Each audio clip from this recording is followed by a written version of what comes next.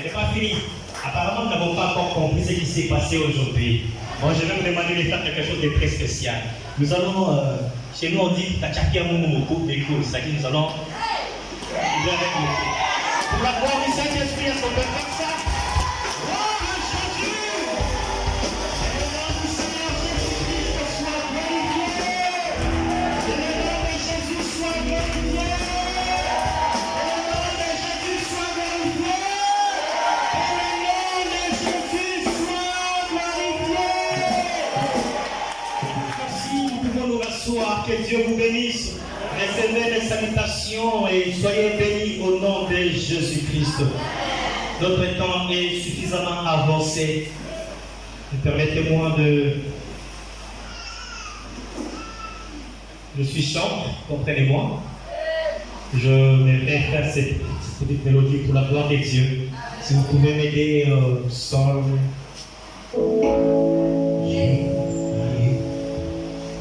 Tu as les paroles de la vie à qui nous.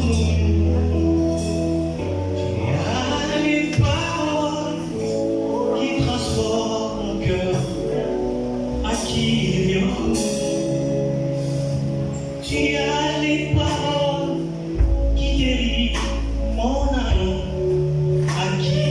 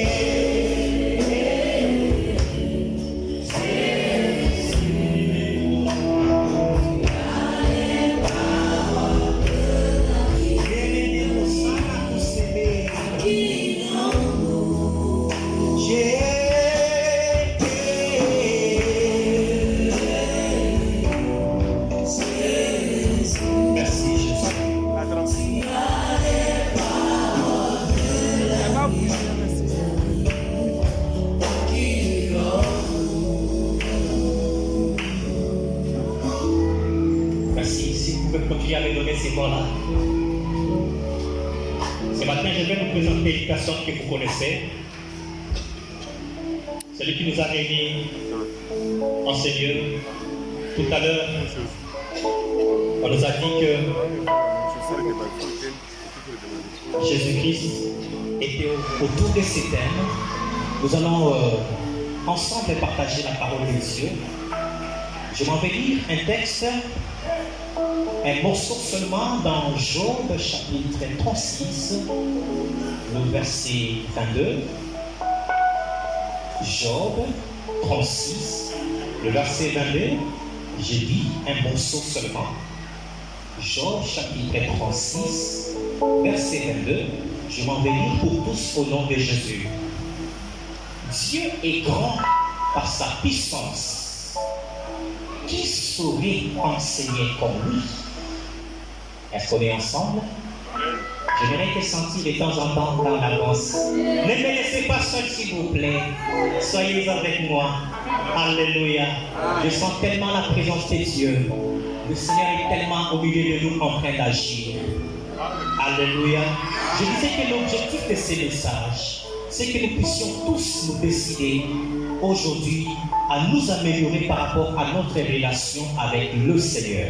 Si nous pouvons laisser la décision importante de notre vie au Saint-Esprit, nous allons tirer beaucoup de bénéfices. Déjà, nous n'allons pas commettre beaucoup d'erreurs, mais aussi, nous allons atteindre l'objectif de notre vie sur terre. Alléluia. Sachez que vous et moi ne sommes pas sur terre par hasard. La Bible dit, avant que tu ne fusses né, je t'ai connu. Depuis le ventre de ta mère, je t'ai établi. Alléluia. Ça, il parlait à Jérémie. Mais cette parole de la Bible n'a pas concerné seulement Jérémie à l'époque. Aujourd'hui, toi aussi, tu es Jérémie à ta façon. Alléluia. Alléluia. Et depuis le ventre de ta maman, Dieu t'a connu et il a préparé un plan merveilleux à accomplir avec toi et moi sur terre. Et la bonne manière Pour nous, de réussir notre vie, c'est de la vivre en fonction de la volonté de Dieu, en fonction du plan que Dieu a établi pour nous, en fonction de ce que Dieu pense pour nous.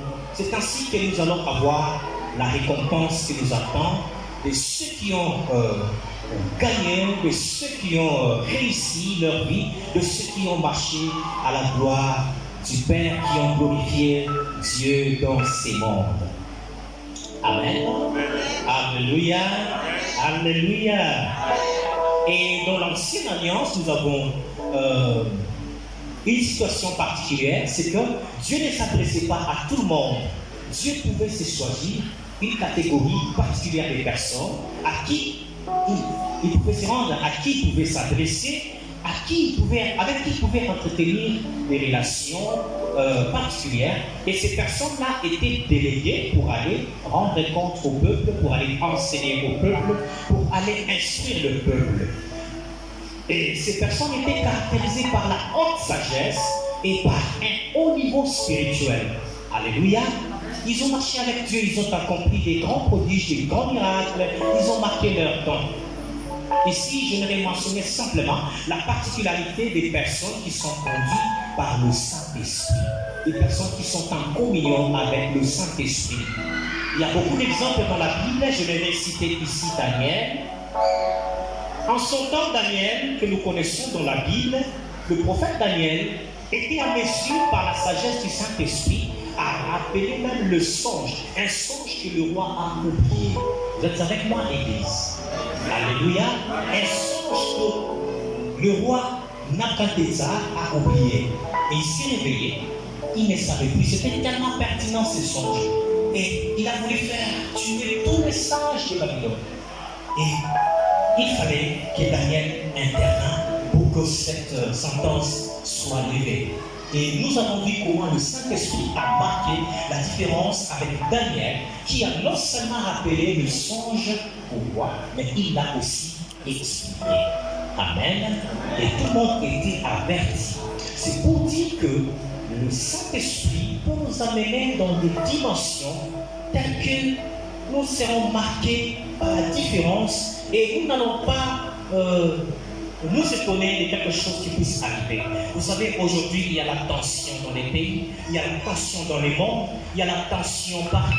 La santé est un problème, l'économie est un problème, nous sommes entourés par des difficultés. Mais n'oublions pas, nous ne sommes que des pèlerins, nous ne sommes que des passagers dans ces mondes. Alléluia. Et tout ce que nous devons faire, toutes les décisions que nous devons prendre, doivent être conformes à la pensée, à la volonté de Dieu. Cela va nous épargner des gaspillages de temps, cela va nous épargner des erreurs dans la vie, parce que les erreurs n'honorent pas. Nous les humains, très souvent, nous commettons beaucoup d'erreurs.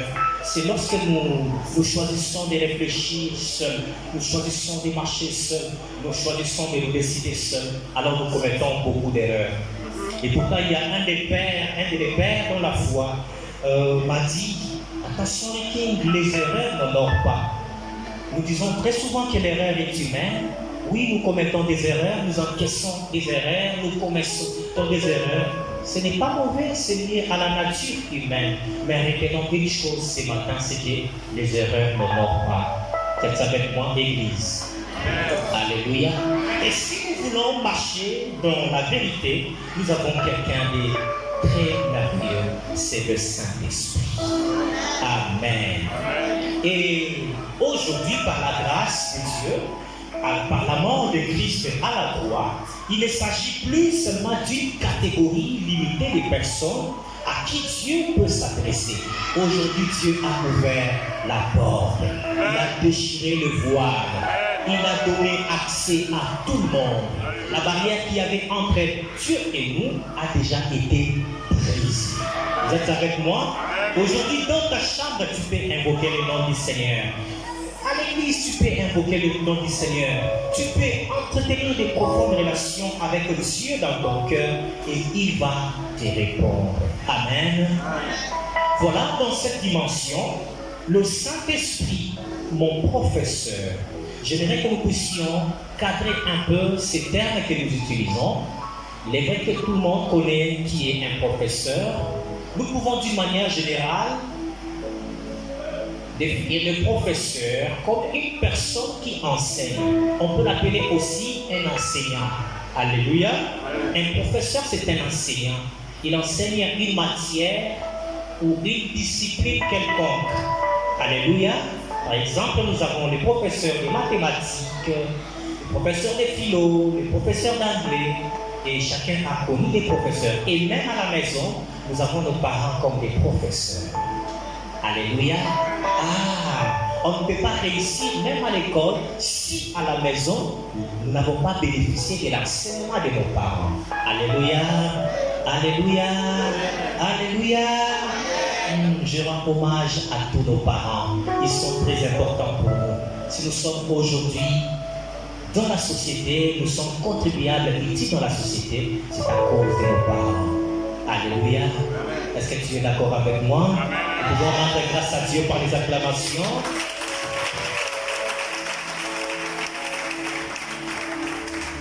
Et j'aimerais aussi cadrer notre pensée par rapport au Saint-Esprit.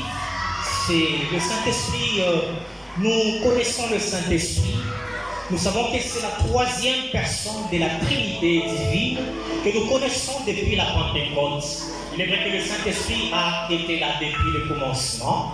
Ce n'est pas notre sujet du jour de parler de la personne du Saint-Esprit en particulier. Mais retenons que le Saint-Esprit a agi depuis tout le temps. Mais il est venu officiellement en alliance particulière avec les hommes à partir de la Pentecôte. Vous êtes avec moi? Alléluia. Et nous avons le Saint-Esprit comme la troisième dimension de Dieu révélé aux humains. Parce que Dieu s'est révélé à nous dans la dimension du Père comme celui qui enseigne, comme celui qui engendre. Alléluia. Et il y a beaucoup d'exemples dans la Bible par rapport à la relation du Père. Nous aussi, nous sommes enfants de Dieu. Dieu s'est révélé à nous comme le Père. Il s'est révélé aussi à nous comme Fils. Quand il est venu dans cette chair, il est venu habiter avec nous. Et comme Fils, Dieu nous a montré qu'il était notre Père, mais aussi il était notre grand frère.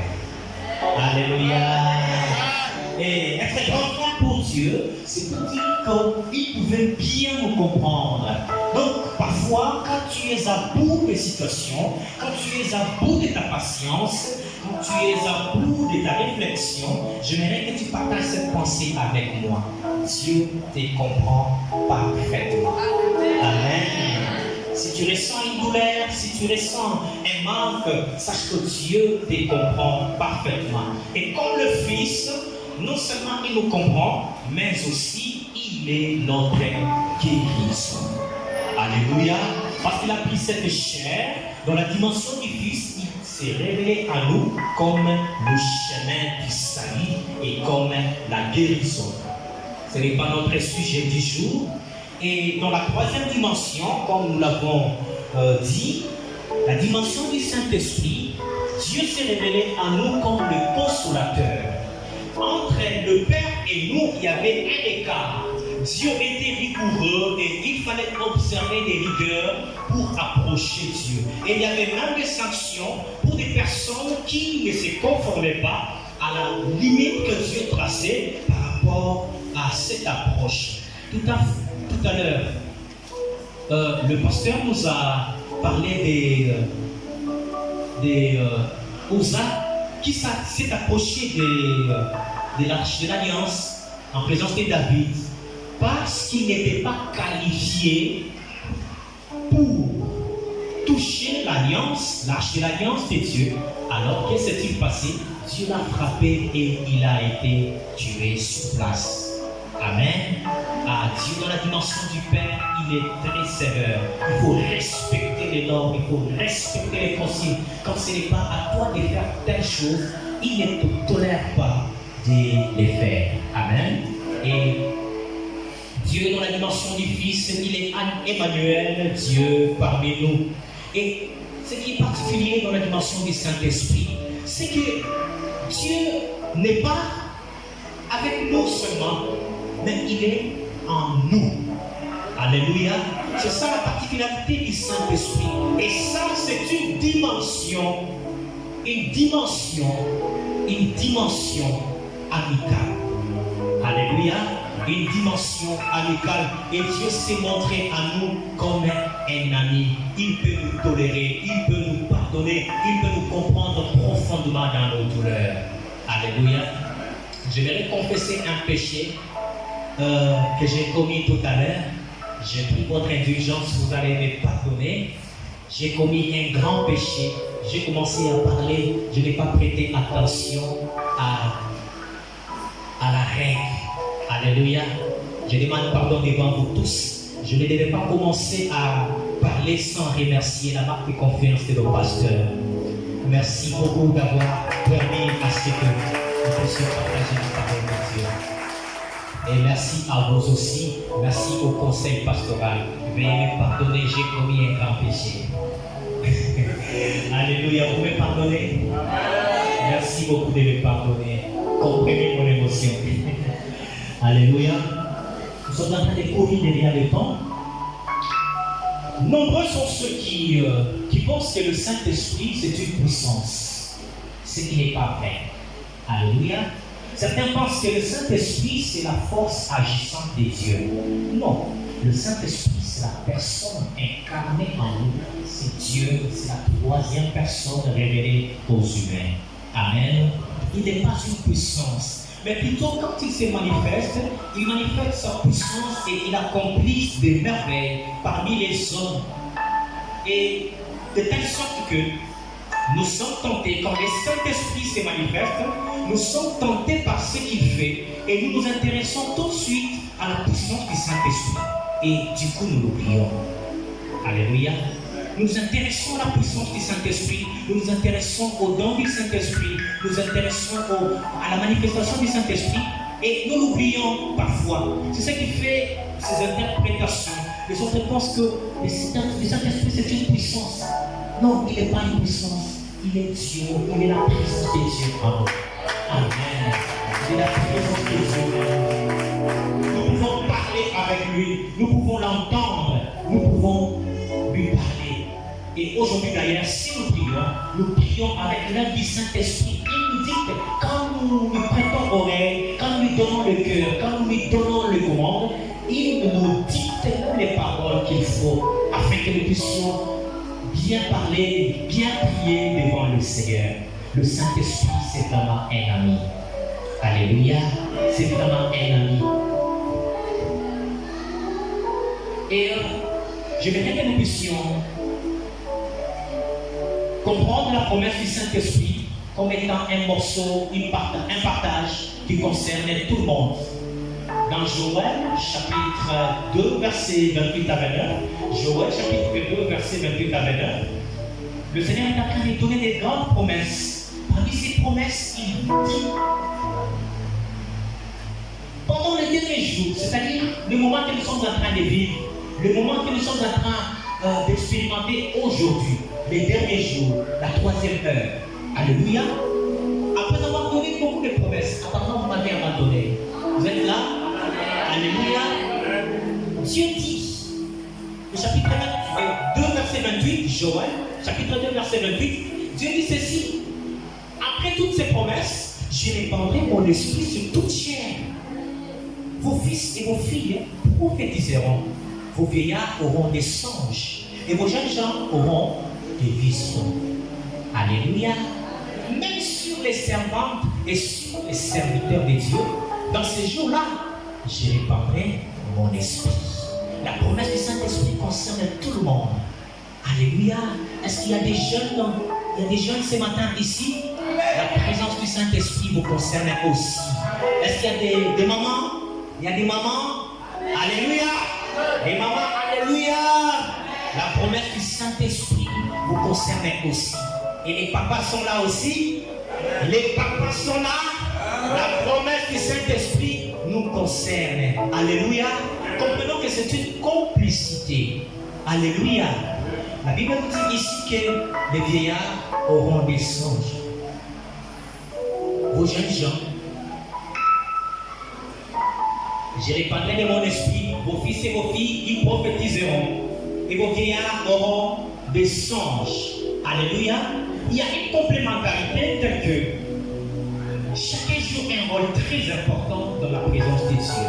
Avec le Saint-Esprit, il nous enseigne à être complémentaires, à être harmonieux dans la présence de Dieu, pour agir dans la progression du royaume de Dieu et dans la réussite. Alléluia. C'est pour dire quoi? Quelle que soit la prophétie de la jeunesse, quelle que soit la prédication que le jeune peut prêcher, il ne peut pas dépasser la sagesse des anciens. Vous êtes avec moi? Alléluia. Les anciens auront des songes, c'est-à-dire qu'ils auront des orientations à donner aux jeunes pour qu'ils soient à mesure de communiquer la pensée du Seigneur. Ce n'est pas notre sujet du jour. Alléluia. Mais j'ai ouvert cette parenthèse parce que en ces derniers temps, cette pluie est en train d'amener la manifestation du Saint-Esprit au milieu de la jeunesse. Et si Dieu nous utilise aujourd'hui, sachons respecter les aînés, sachons nous confier aux aînés afin d'être guidés et pour ne pas commettre des erreurs. Alléluia. Vous pouvez être appelé au ministère, vous pouvez bien prêcher, vous pouvez bien travailler, vous pouvez prophétiser, mais il faut garder une écoute attentive aux responsables, à nos pasteurs, à nos anciens, à nos aînés dans la présence de Dieu. C'est très important. Amen. Et tout ceci, ça constitue l'enseignement du Saint-Esprit. Et le don du Saint-Esprit étant une affaire de tout le monde, nous voyons cette promesse aussi dans les Actes des Apôtres, chapitre 2. C'est une affaire de tout le monde. Tout le monde est concerné. Tout le monde a quelque chose à apporter dans la présence de Dieu. Personne aujourd'hui ne peut se dire, moi je ne sais pas servir Dieu. Alléluia. Alléluia. Moi je ne sais pas faire quelque chose dans l'église. Cette promesse de la Bible, le Saint-Esprit nous donnant la sagesse, chacun agit, chacun intervient dans l'harmonie divine pour contribuer à l'avancement de l'œuvre de Dieu. Les uns sont des prophètes, les autres sont des chantres, les autres sont des intercesseurs, les autres sont des partenaires. Alléluia. Les autres sont des protocoles, les autres sont des accueillants. Cette complémentarité démontre que le Saint-Esprit a donné à chacun de nous la capacité de travailler dans la présence de Dieu. Amen. Amen. Est-ce que vous êtes avec moi? Et une chose très importante, c'est que le Saint-Esprit vient rendre capable chaque personne qui accepte de lui donner le guide. La puissance du Saint-Esprit nous capabilise afin que nous puissions être les véritables témoins de Christ. Très souvent, quand nous parlons des témoins de Christ, nous voyons directement prêcher, nous voyons directement prophétiser, nous voyons directement la parole. Donc, on peut être un témoin de Christ sans parler, par notre conduite dans la société. Vous savez, témoigner Christ par notre conduite, c'est le plus grand impact qui dépasse même parler pendant quelques minutes comme je le fais aujourd'hui. Alléluia. Soyons témoins de Christ. Je sens la présence de Dieu et le Saint-Esprit est en train de toucher une personne. Je prie que cette puissance du Saint-Esprit qui est ici en ce lieu et qui est en train d'opérer et reconfigurer l'intelligence d'une personne aujourd'hui. Alléluia. Que le Saint-Esprit ne rate personne aujourd'hui et que ce matin, nous tous soyons à mesure de travailler dans l'harmonie. Et vous savez, être témoin de Christ ne consiste pas en parole seulement, mais aussi dans les vécus quotidiens, comme je le disais tout à l'heure. Nous pouvons parler de Christ comme nous voulons, mais notre parole trouvera du sens que si nous pouvons être capables de porter nous-mêmes les fruits de ce que nous disons. Vous êtes avec moi, Église? C'est très important. Ça, c'est un des enseignements importants du Saint-Esprit. Son impact dans notre vie. Nous allons y arriver. Il est vrai que nous allons donner des éléments aujourd'hui Et nous allons prier à la fin. Je crois que l'œuvre du Seigneur sera accomplie. Alléluia. Je disais, nous devons non seulement nous limiter à parler ou à confesser le Seigneur Jésus, mais pour que notre parole, notre témoignage ait un impact, nous devons nous-mêmes porter les fruits de ce que nous confessons. Qu'est-ce que signifie porter ces fruits? Nous ne pouvons pas appeler les autres au Seigneur Jésus. Alléluia. Nous ne pouvons pas appeler les autres au Seigneur Jésus. Pourquoi je parle d'appeler les autres au Seigneur Jésus? Parce que ça, c'est la plus grande mission qui est donnée à tout le monde. Alléluia. En plus de nos contributions respectives, selon la grâce que Dieu nous a donnée, nous sommes appelés à prêcher Christ à tout le monde. Vous êtes avec moi? Alléluia. Vous êtes avec moi? Même celui qui ne connaît pas un verset biblique peut prêcher Christ. J'ai déjà vu un enfant de l'écodine gagner ses parents dans la présence de Dieu. Alléluia. Par la conduite. J'ai déjà vu des hommes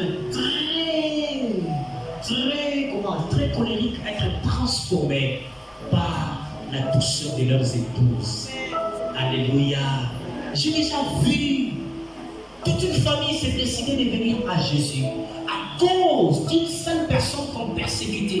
On interdisait, on défendait même d'aller à l'église. Mais à cause de l'impact de la puissance de Dieu dans sa vie, son comportement, sa conduite dans la famille a attiré tout le monde à Christ.